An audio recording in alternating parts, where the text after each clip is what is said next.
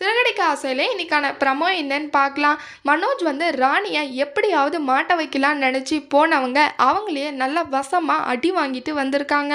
அந்த அடி வாங்கின காயத்தை பார்த்த ரோகிணி, "என்ன மனோஜ் இப்படி காயமா இருக்கு, முகமும் கை காலெல்லாம் என்னதான் ஆச்சு?" அப்படின்னு சொல்லிட்டு கேட்குறாங்க. அப்போ வந்து மனோஜ் சொல்கிறாங்க, "நான் இந்த மாதிரி தான் பண்ணேன், அதனால எனக்கு இந்த மாதிரி ஆயிடுச்சு" அப்படின்னு சொல்லிட்டு சொல்கிறாங்க. அது கேட்டு, "யார் உனக்கு இந்த மாதிரி ஐடியெல்லாம் கொடுக்கறது?" அப்படின்னு சொல்லிட்டு ரோகிணி கேட்குறாங்க. "அதுவா, அதெல்லாம் என் ஃப்ரெண்டு தான்" அப்படின்னு சொல்லிட்டு சொல்கிறாங்க.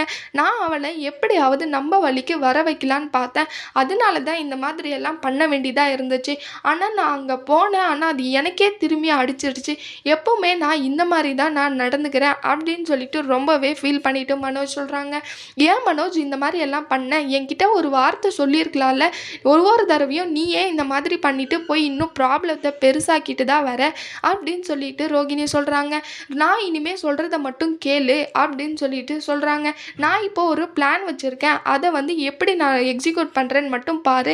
எப்படி ராஜாவும் ராணியும் நம்ம வழியில் வந்து விழுவாங்க" அப்படின்னு சொல்லிட்டு ரோகிணி சொல்கிறாங்க. மனோஜும் அதுக்கு, "சரி ரோகிணி, நீயாவது என்னை காப்பாற்று" அப்படின்னு சொல்லிட்டு சொல்கிறாங்க.